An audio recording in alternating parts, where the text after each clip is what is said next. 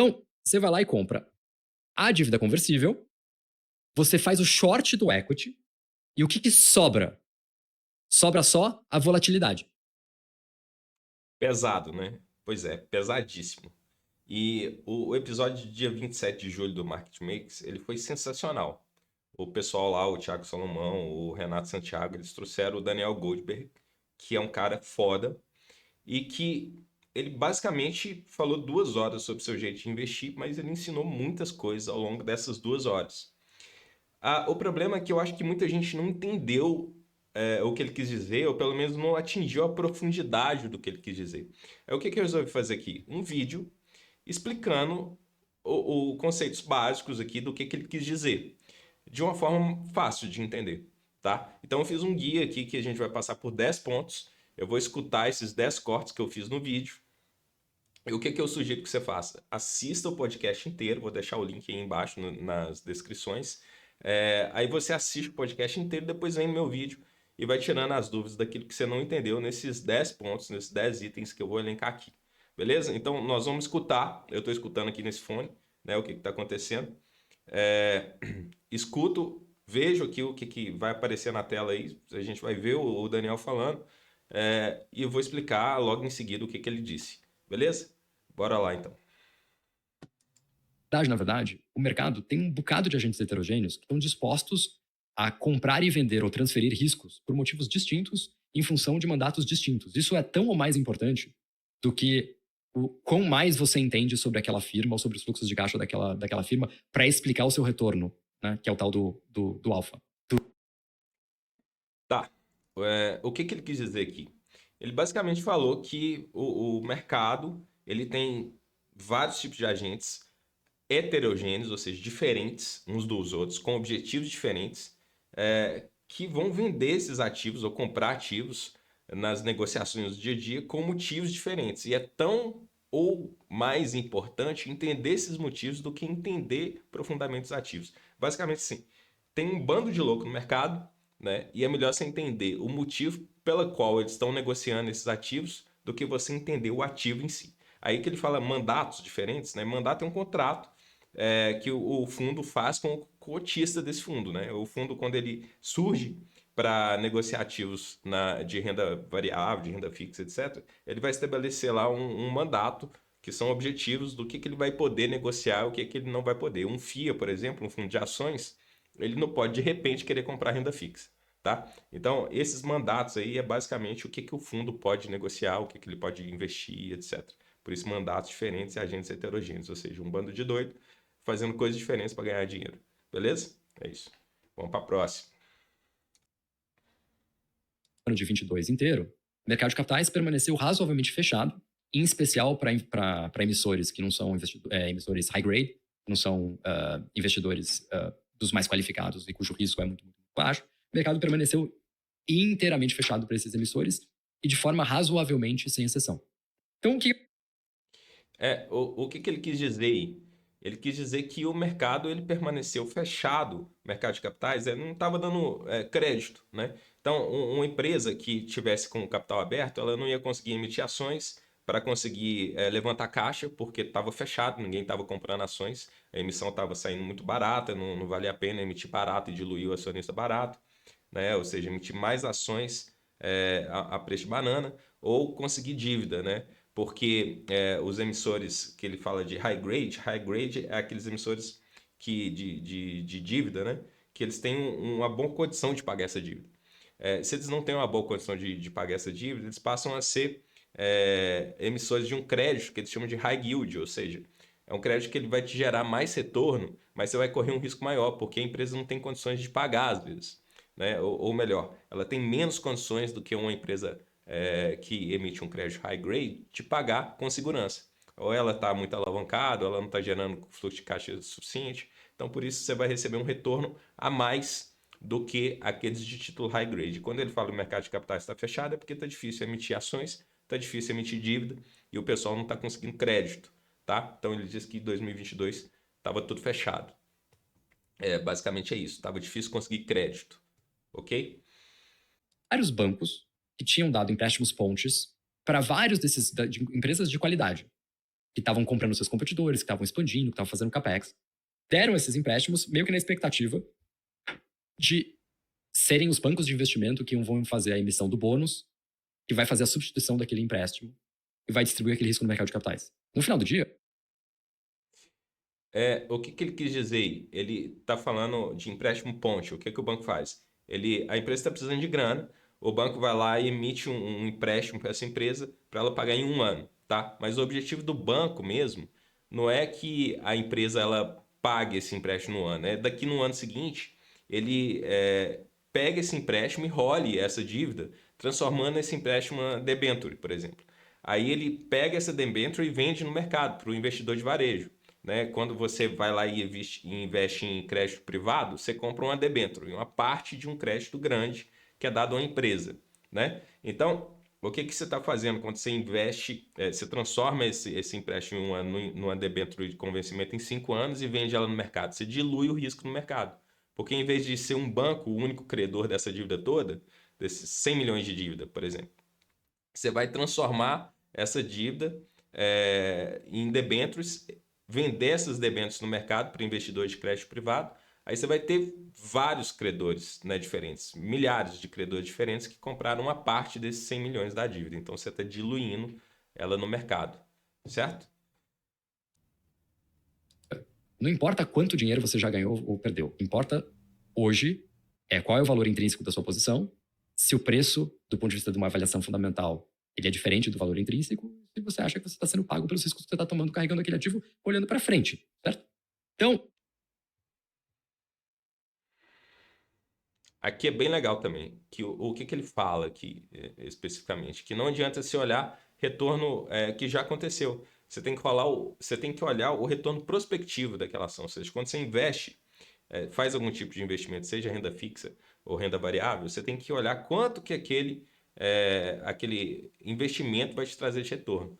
Olha, a partir do momento que você pega o valor intrínseco dele e compara com o retorno que ele vai te trazer. Por exemplo, vamos supor que o valor intrínseco você consegue através de um discounted cash flow, um fluxo de caixa descontados. Aí eu vou te explicar daqui a pouco o que é valor presente na hora que a gente chegar em DCF lá na frente, que ele fala disso, tá? Então não preocupa não. Só coloca na sua cabeça que essa é a forma de ver o valor intrínseco da empresa. Né? Então, a partir do momento que você tem o valor intrínseco na sua cabeça, que você calculou, vamos supor que eu peguei a 25 uma ação que vale a 100. Comprei a 25 essa ação que vale 100 nos meus cálculos. Tá? Essa ação já andou para 50, eu já ganhei 100%. Eu não posso olhar para o retorno que eu já tive, o 100%, para decidir se eu continuo nesse investimento ou não. Eu tenho que olhar para o retorno que eu vou ter. Se está em 50 ainda e eu acho que vale 100, eu posso ter 100% de retorno. Então é bem possível que esse retorno vai compensar os riscos que eu estou correndo para ficar nessa ação. Agora, imagine que essa ação já andou até 90 e eu acho que vale 100. Ela vai subir aí pouco mais de 10%, né, para dar 100. Vale a pena eu continuar nessa ação? Ou é melhor eu vender e achar uma outra ação que me dê um retorno maior? É isso que ele quer dizer, tá? Nesse segundo exemplo, é bem possível que vale a pena eu vender, para não ter que, não querer capturar esses 10% restantes, pouco mais de 10% restantes, porque vai ter coisa melhor me pagando mais de 10% para ficar. Ok? Você vai lá e compra a dívida conversível, você faz o short do equity, e o que sobra? Sobra só a volatilidade. Por quê? Porque na hora que a companhia cai de valor, a sua dívida conversível cai de valor também, porque a tua opção de ganhar um pedaço do equity ela vale menos, porque a companhia caiu de valor, mas você tinha shorteado o equity. Aí você recupera exatamente aquele valor com o teu short. E aí todo dia você vai lá e faz o delta hedging daquela posição. Aí... Tá. Essa parte aqui talvez seja a parte mais complicada do vídeo, porque ele fala de opções, tá? Então, ele fala de um bond conversível, um título de dívida que é conversível em ação, e essa conversibilidade do título em ação é a sua opção, ou seja, você tem a opção de transformar essa dívida em ação. E o que ele faz? O que ele fala que o pessoal faz? Que ele compra esse título, compra essa dívida, né? Então, dá dinheiro para a empresa, né? Vira o credor dessa empresa, recebendo esse título com a opção de converter essa dívida em ação, se essa ação chegar num target, num alvo. Né? Como que é determinado esse alvo? No próprio título, no próprio contrato da dívida. Então, na hora que emite essa dívida, a ação está valendo 50, por exemplo. Eu vou falar lá nesse título que ele pode converter essa dívida em ação se a ação chegar a 65, que é um prêmio de 30% sobre o valor da ação na data de emissão dessa dívida. Então, dá 15, né? A mais 30%, 65. Isso quer dizer que, se a ação passar de 65, ele ainda, esse credor, vai poder converter a 65 essa ação, essa dívida em ação. Então, se ela chegou a 70, ele vai converter a dívida em ação a 65 e capturar esse 5 de lucro. Por isso que esse bonde, esse título de dívida, ele vai ter um juros baixo, né? Justamente porque existe a possibilidade dele lucrar mais com o movimento para cima dessa ação, ok? Aí o que ele falou que os fundos fazem? Eles vendem a ação e faz um delta edge, né, para se proteger da variação dessa ação, que aí o trem começa a ficar realmente, né, pior do que já estava no início. O que ele quis dizer aqui? A opção, ela varia, o preço da opção varia de acordo com vários parâmetros. Esses parâmetros, eles são conhecidos como gregas, né? No mercado financeiro. E essas gregas, a única que importa para a gente aqui é a delta. E a delta, ela fala justamente, né, quanto que varia o preço dessa opção em relação ao ativo subjacente dele. Então, vamos dizer assim, uma opção de Vale, né? A Vale está negociando aí a 69, 68, sei lá. Se você compra uma call, que é uma opção de compra da Vale a 70, essa call aí, eu vou chutar um valor aqui, não é isso, mas é só para fins didáticos. Vamos supor que essa call de 70 seja R$ 1, tá?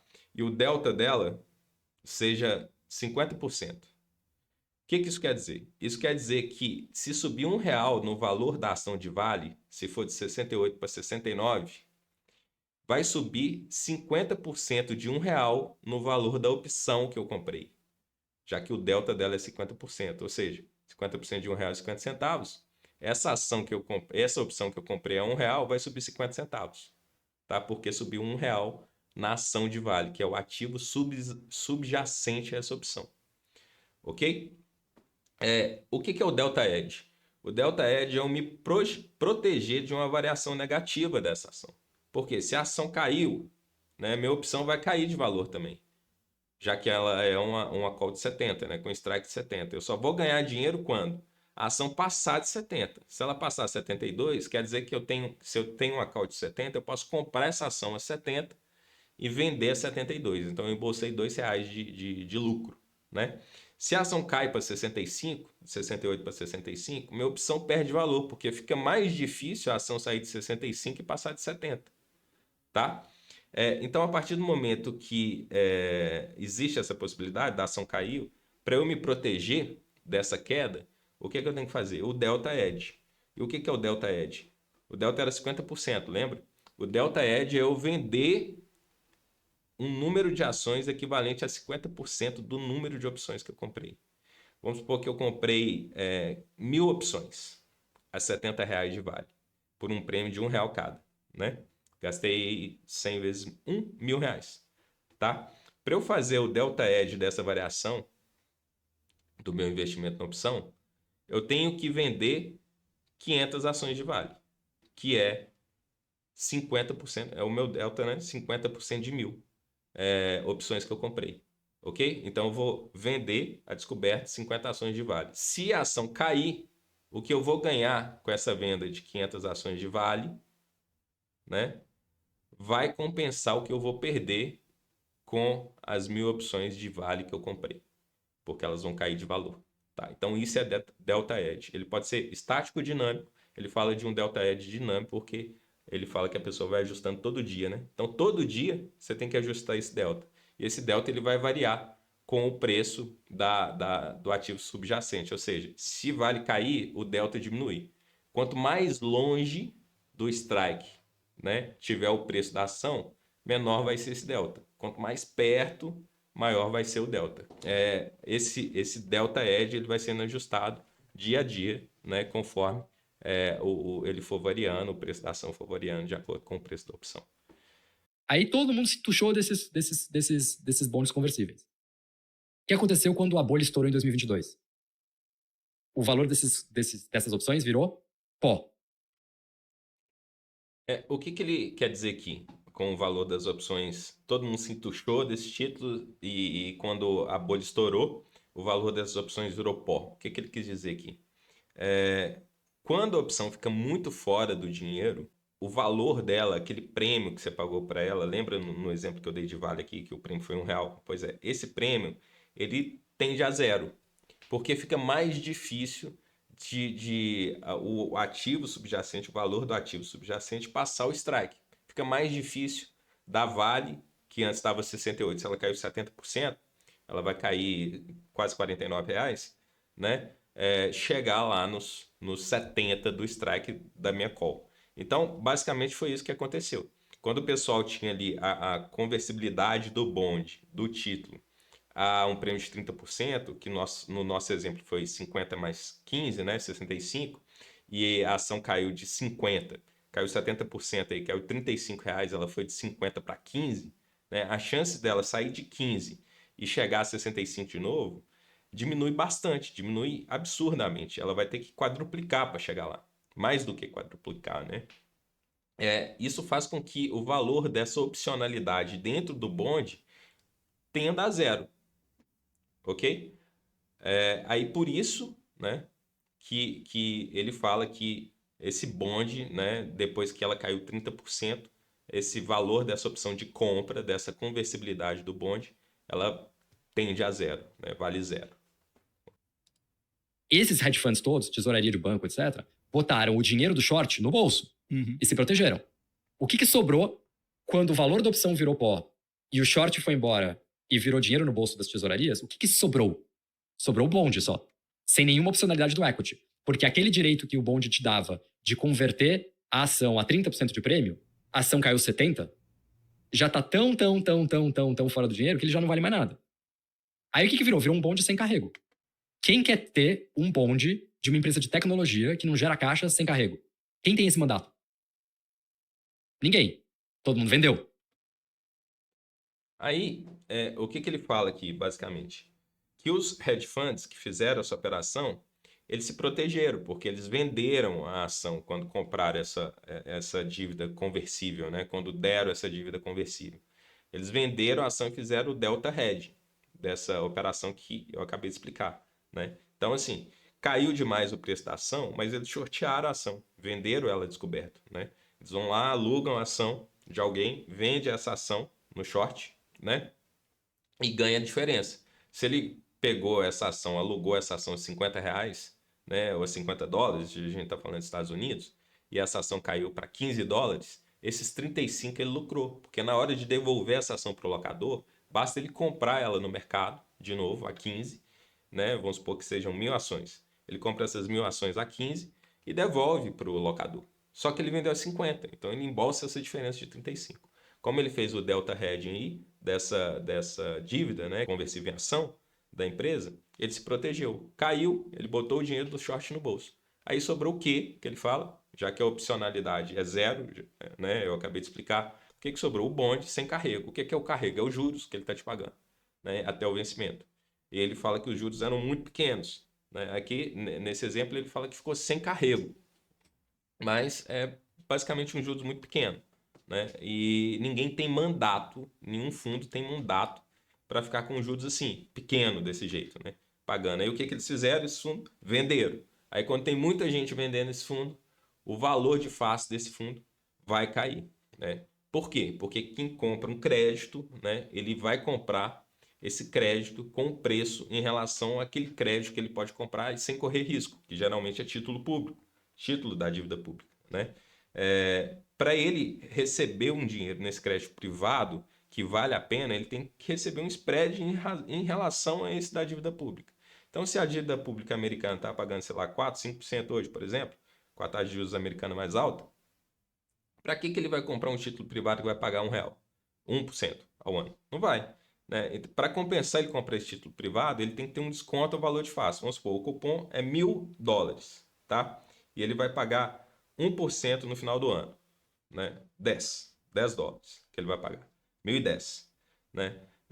Se eu posso comprar um cupom que vai me pagar 50, do título público americano no final do ano, porque ele está pagando 5% ao ano, né? Para eu comprar esse título de crédito privado dessa empresa, eu tenho que comprar ele por um valor que vai me dar pelo menos 50 de lucro, né? Se ele vai me pagar 1.010 no final do ano, por quanto que eu tenho que comprar ele para ter pelo menos 50 de lucro?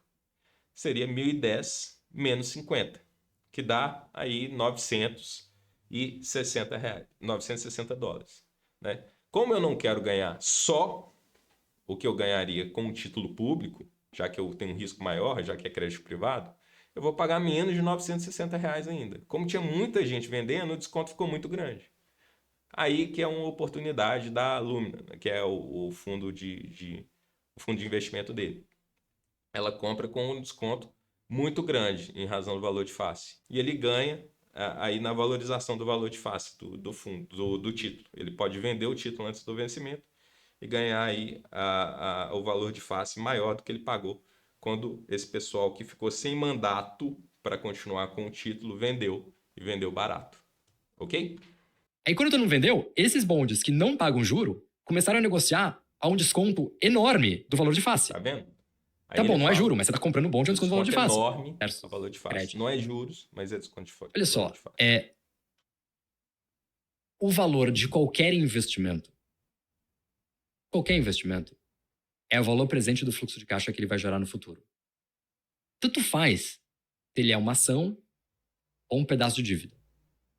A diferença é que um pedaço de dívida contratualiza o que você tem o direito a receber e uma ação não. Então, se você compra uma dívida de 100, o máximo que você vai receber daqui a 10 anos é 100 mais os seus juros. E o mínimo é 0. Se você compra uma ação, o mínimo que você vai receber também é 0, mas o máximo não tem limite. Mas... Tá. O que ele fala aqui, basicamente? Lembra lá no início que eu falei que eu ia explicar DCF? É basicamente isso aqui, né? O valor no tempo, ele tem, ou melhor, o dinheiro no tempo tem valores diferentes. Quando eu comprava uma casquinha do McDonald's a 1,50 lá, sei lá, 6, 7 anos atrás, eu achava uma beleza. Hoje uma casquinha do McDonald's é muito mais cara que isso, né? Porque o dinheiro perdeu o valor no tempo.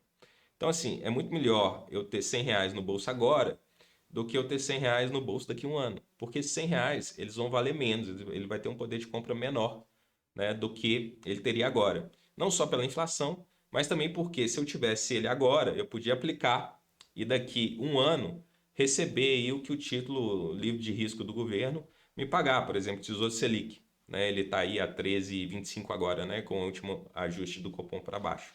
Então, R$ 100 agora, aplicado, daqui a um ano vai valer 113. O raciocínio inverso é a mesma coisa, né? 113 ano que vem vale quanto hoje? Os R$ 100, porque eu vou aplicar essa taxa de desconto, que é o que o Tesouro Selic me geraria, se eu tivesse aplicado esses R$ 100, e trazer ele a valor presente, né? Então, os 113 do ano que vem vale os R$ 100 agora. O quanto que vale uma ação, né? Ou um título de renda fixa? Ele vale quanto de caixa ele vai gerar. Quanto essa ação, quanto essa empresa vai gerar de caixa no futuro, né? Trazida a valor presente por uma taxa de desconto. Ok?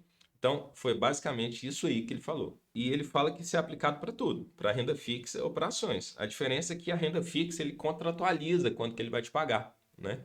E a ação não, tá? Aí ele vai para a Eu coloco próxima. isso porque investimento tem um processo e tem um investimento. E isso Né? é importante. Às vezes o processo está certo, o investimento está errado, porque você não vive no mundo determinístico, você vive no mundo estocástico. Às vezes você faz tudo o que você tem que fazer, você investe do jeito correto e dá errado. O que é isso? O que é você vive num mundo determinístico e não num mundo estocástico? Basicamente, ele falou assim: você vive num mundo que não existe certeza de nada, né? Que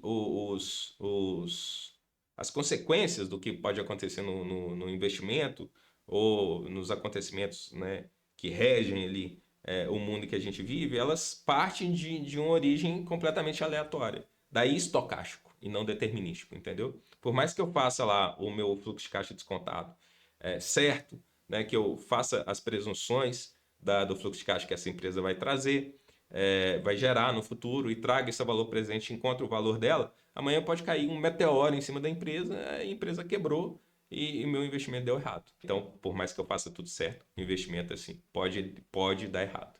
Ok? Emprestar ali e ser ilíquido, certo? E converter num colateral sobre o qual você não tem controle. Não tem problema nenhum você ser ilíquido com controle nenhum. E não tem problema nenhum você ser líquido sem controle. Mas ser ilíquido sem controle do teu colateral, nunca mais eu fiz na vida. E esse foi o erro que eu cometi. Se não fosse isso, eu acho que eu teria recebido meu principal de volta. Logo, por definição,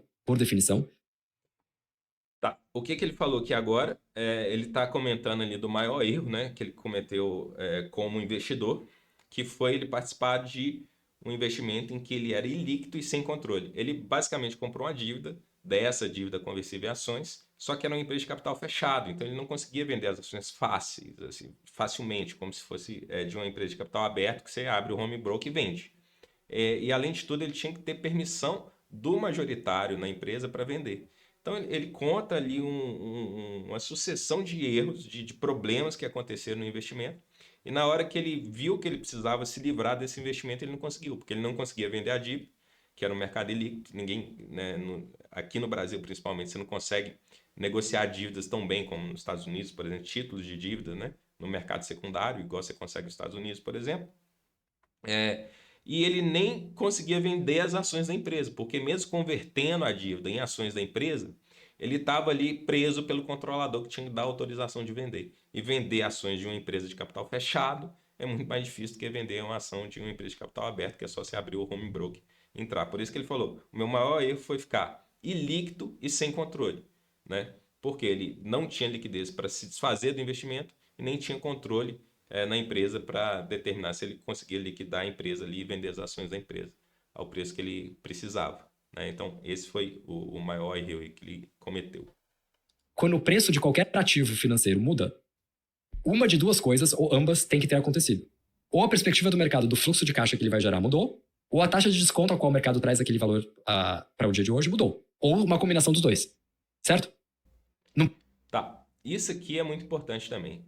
Quando eu te falei sobre o fluxo de caixa, né, que uma empresa gera, eu te falei que a gente traz esse fluxo de caixa a valor presente por uma taxa de desconto. Então, quando o valor presente dessa ação, dessa empresa muda, é porque duas coisas mudaram aí, ou uma delas pelo menos. Ou a taxa de desconto que eu estou usando é maior, ou o fluxo de caixa mudou. O fluxo de caixa que eu projetei mudou, né? É só você pensar o seguinte: se eu desconto R$ 100 ano que vem a 10%, né? Eu vou ter aí mais ou menos R$ 90 de valor presente. Se eu desconto a 20%, eu vou ter uns R$ 83 de valor presente. Você viu, minha taxa aumenta, o meu valor presente diminui. E vice-versa. Se a taxa diminuir, meu valor presente aumenta. Tá? Qual que é o outro jeito desse valor presente mudar? Né? Se o fluxo de caixa que eu projetei for diferente.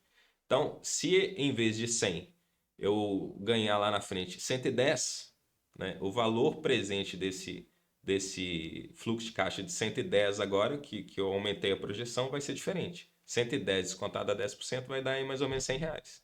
E não os 90 que estava dando anteriormente. Né? E vice-versa. Se cair esse fluxo de caixa, vai cair o valor presente também. Então, ou de duas, uma, né? Ou mudou a taxa de desconto, ou mudou a projeção de valor de caixa. Às vezes muda as duas ao mesmo tempo, né? Aumentou a taxa de desconto e diminuiu o fluxo de caixa, o que é catastrófico, porque vai cair demais o valor presente, tá? Mas foi basicamente isso que ele falou. Por definição, quando o preço-lucro do índice muda, por definição, ou tem que ter mais lucro, ou o retorno dali para frente vai ser menor. Quando o preço-lucro cai, ou o lucro vai diminuir, ou o retorno vai ser melhor. Né?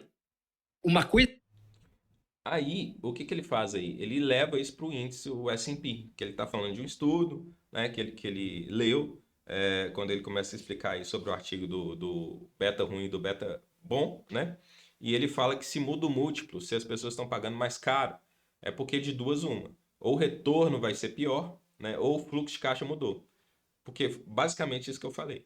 Né? Se eu estava pagando antes 90 por aquele fluxo de caixa de 100 no ano que vem, e agora eu passei a pagar 95, ou seja, aumentou o múltiplo, e ele está falando de preço-lucro, aumentou quanto eu estou pagando, ficou mais caro esse investimento, né? Então eu estou pagando agora 95, de duas uma. ou esse investimento ele vai gerar um fluxo de caixa maior daqui a um ano, em vez de 100, ele vai gerar 105 ou 110, né, para o meu valor presente crescer, e então ficar justo eu pagar 95 em vez de 90, ou eu vou ter um retorno menor. O fluxo de caixa vai vir o mesmo, 100, só que agora em vez de 90 eu paguei 95. Então o meu retorno em vez de 10 vai ser 5, entendeu? Então vai ser uma dessas duas coisas que pode acontecer. Coisa que cai de preço só quando a taxa de desconto aumenta é uma coisa que cai de preço justamente quando as novas oportunidades são mais legais. Uma coisa que cai de preço quando o fluxo de caixa é que muda é uma coisa que cai de preço só quando as oportunidades continuam tão boas ou tão ruins quanto elas sempre foram. Aí aqui ele completa o raciocínio dele para falar sobre as exposições a um beta ruim e a um beta bom, né?